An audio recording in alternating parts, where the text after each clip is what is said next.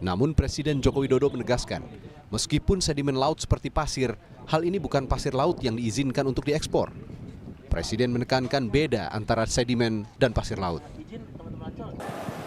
Sekali lagi, itu bukan pasir laut ya. Yang dibuka adalah sedimen. Sedimen yang mengganggu alur jalannya kapal. Sekali lagi, bukan. Nanti kalau diterjemahkan pasir beda loh ya. Sedimen itu beda. Meskipun wujudnya juga pasir sedimen, tapi sedimen. Coba dibaca di situ, sedimen. Ya. Setali tiga uang dengan Presiden. Menko Kemaritiman dan Investasi Luhut Binsar Panjaitan membenarkan ekspor pasir laut hanya untuk material sedimentasi saja.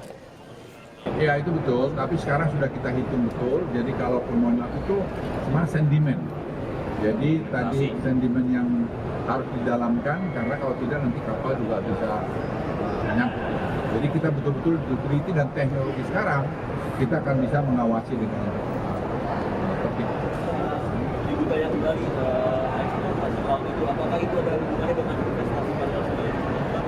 Nggak ada urusan. Panel surya itu gini, dia mau impor energi biru dari kita. Tapi kita juga punya kepentingan supaya industri solar panel kita jalan. Kita punya silika, sekarang kita bangun, dan itu proyek kira-kira 20 miliar dolar, mungkin lebih. Pembukaan keran ekspor pasir laut itu tertuang dalam Peraturan Menteri Perdagangan atau Permendak nomor 20 tahun 2024. Permendak ini merupakan pelaksanaan dari Peraturan Pemerintah nomor 26 tahun 2023 tentang pengelolaan hasil sedimentasi di laut. Dalam pasal 6 PP nomor 26 tahun 2023 disebutkan, pemerintah mengizinkan sejumlah pihak untuk mengeruk pasir laut untuk mengendalikan sedimentasi di laut. Sedangkan izin ekspor dinyatakan di pasal 9. Hasil pengerukan pasir laut dari aktivitas pembersihan sedimentasi laut bisa dijual ke luar negeri dengan syarat kebutuhan dalam negeri sudah terpenuhi. Permendak ini juga bagian dari tindak lanjut dari Keputusan Menteri Kelautan dan Perikanan nomor 47 tahun 2024 tentang spesifikasi pasir sedimentasi di laut untuk diekspor. Dalam Keputusan Menteri Kelautan dan Perikanan disebutkan, spesifikasi pasir hasil sedimen laut untuk diekspor.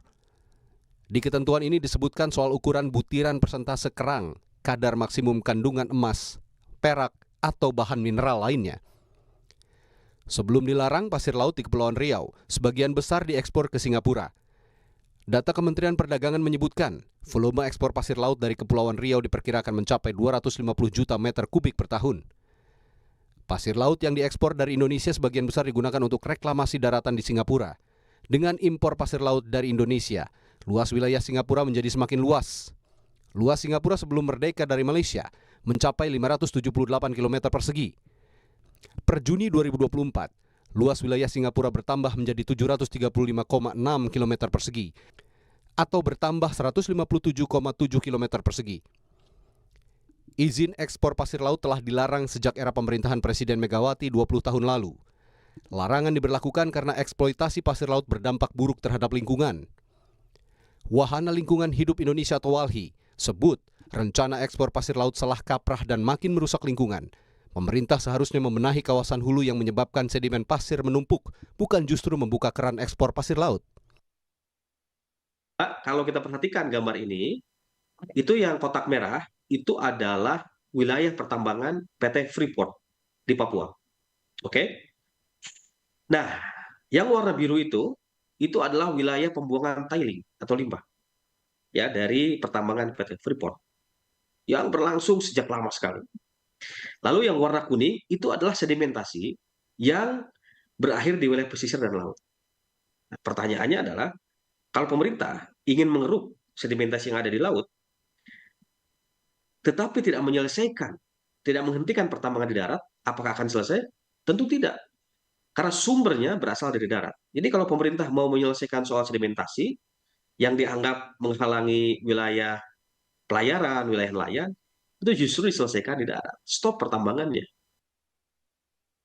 Setelah 20 tahun kegiatan ekspor pasir laut dilarang karena menimbulkan kerusakan lingkungan, jadi pertanyaan besar, untuk apa dan untuk siapa Permendak ini diterbitkan? Tim Liputan, Kompas TV. Pemerintah melalui Kementerian Perdagangan memutuskan membuka kembali ekspor pasir laut. Menurut Presiden Joko Widodo, yang diekspor bukan pasir laut, melainkan sedimen pasir. Kami akan bahas ini bersama anggota Komisi 4 DPR RI, fraksi Partai Kebangkitan Bangsa Daniel Johan, dan Guru Besar Departemen Ilmu dan Teknologi Kelautan IPB, Henry Manik. Selamat malam semuanya, apa kabar? Malam Mas. Malam Pak. Terima kasih semuanya sudah hadir dalam diskusi kami kali ini. Mas Daniel, saya mau samakan persepsi dulu. Presiden bantah yang dibuka keran ekspor itu pasir laut tapi sedimentasi laut. Kalau DPR menangkapnya hal yang sama juga atau beda lagi? Tetapi dari yang tadi disampaikan ya, boleh diulang Mas, peraturan yang ada. Itu kalimatnya jelas bahwa itu pasir laut bukan sedimen. Oke. Kalau Anda tangkap begini, 20 tahun dilarang dengan alasan alasan lingkungan lagi, memicu kerusakan ekosistem pesisir dan laut. Sementara Presiden atau pemerintah saat ini membuka keran itu lagi dengan alasan membersihkan sedimentasi dan menjaga ekosistem. Anda mewakili Komisi 4 atau dari fraksi Anda sendiri menilainya mana yang kecenderungannya lebih masuk akal? Ya, selama memang kalau misalkan ya, benar itu hanya sedimen, kita masih bisa memaklumi. Tetapi yang kita khawatirkan, praktek di lapangannya itu adalah justru yang dikeruk adalah pasir, bukan hanya sedimen. Nah, bagaimana pengawasannya? Karena dulu Permen Rindak yang 117 itu kan justru salah satunya adalah untuk mengatasi kerusakan lingkungan yang masif akibat aktivitas penambangan pasir laut, yang sebagian juga banyak penyalahgunaan.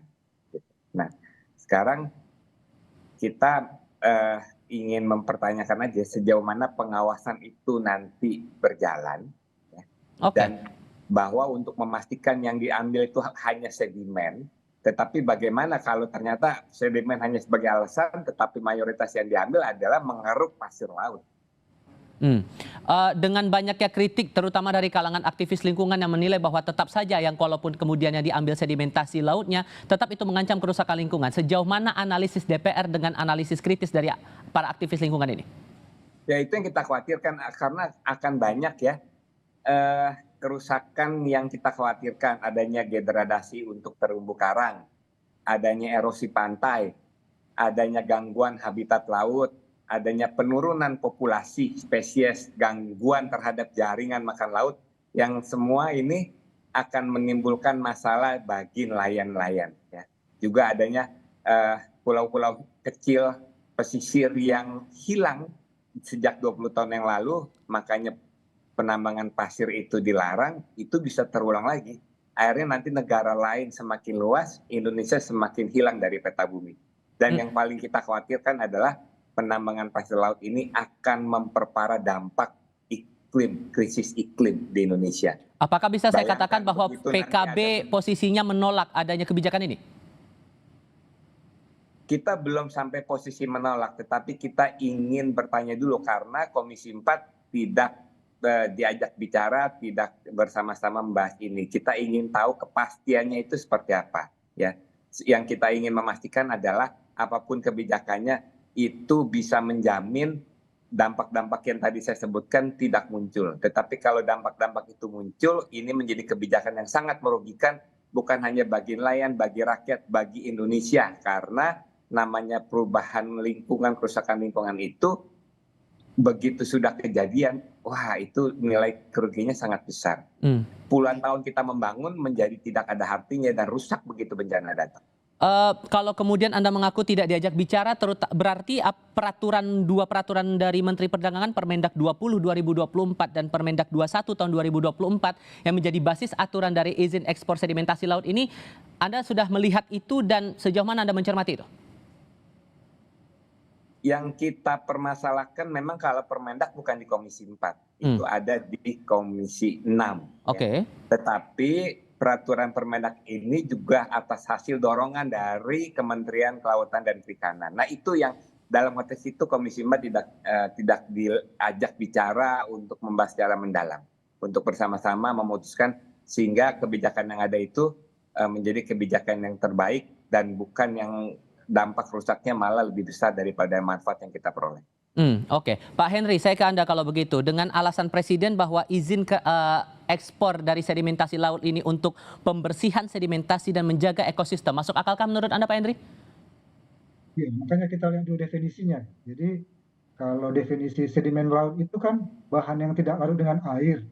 Misalkan batuan, ada partikel tanah mengendap di lautan, menumpuk di dasar laut. Nah itu bisa saja itu juga pasir juga.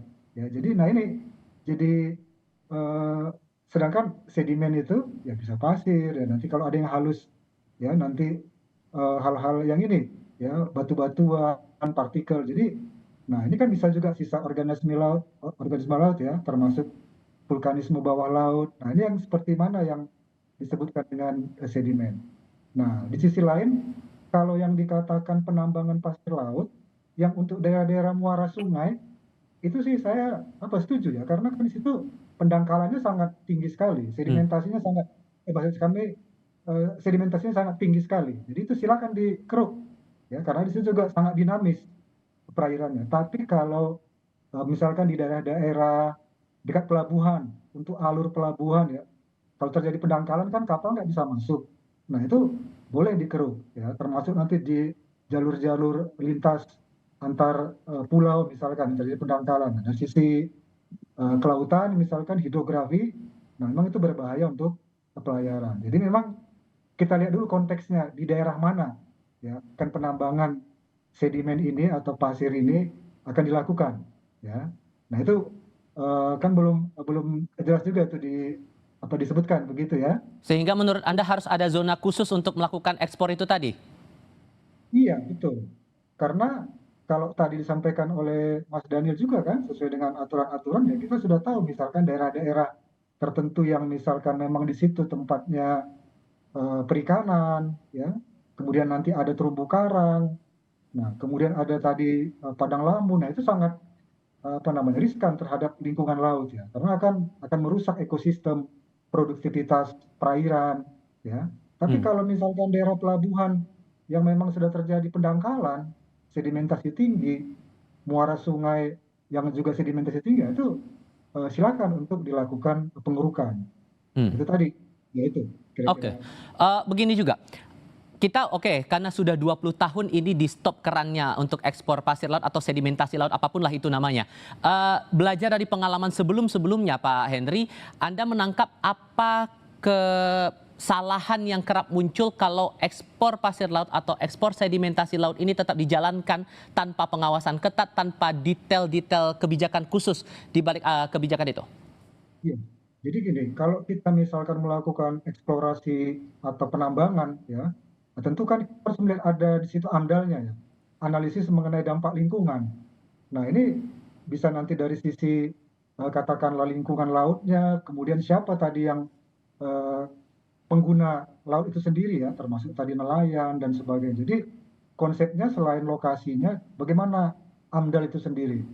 Nah itu yang kadang-kadang yang ya perlu kita waspadai ya, artinya karena kita katakanlah mengeksplorasi pasir, sementara tadi untuk rehabilitasinya, nah itu juga berdampak yang lebih besar nantinya daripada sekedar eksplor pasir ini, yang juga nilai ekonomisnya ya sebenarnya menurut saya juga nggak terlalu tinggi ya, kecuali ya kalau misalkan kita katakanlah dari pasir ini nanti ada mengandung besi, ada mengandung silikat, ya ada mengandung karbonat. Nah, justru apa sebenarnya ini yang kita harus lakukan sebenarnya ekstraksi ya dari pasir-pasir ini, dari pasir laut ini, karena setiap daerah juga beda-beda ininya kandungannya. Kalau tadi misalkan daerah Bangka Belitung, Riau itu memang silikatnya tinggi, ya. Sedangkan silikat itu juga banyak ya. Nah, kita gunakan misalkan untuk beberapa hal ya, misalkan untuk sel surya, untuk nanti misalkan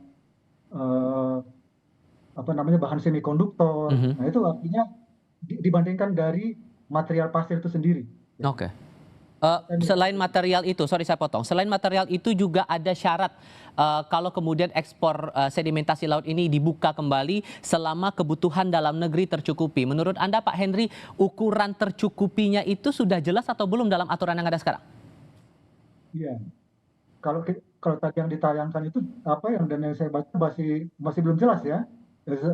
Ya seperti apa ini misalkan tercukupi, apakah kebutuhan dasar kita sudah katakanlah memenuhi standar hidup yang normal misalkan gitu kan, sesuai dengan tercukupi tadi. Apakah material-material itu nanti bisa katakanlah mengakomodir industri-industri kita tadi ya, industri telekomunikasi, industri komputer dan sebagainya. Dan sebenarnya yang paling penting lagi ya di pasir ini ya, itu kalau misalkan di daerah Riau, Bangka Belitung itu ada namanya mineral tanah jarang ya.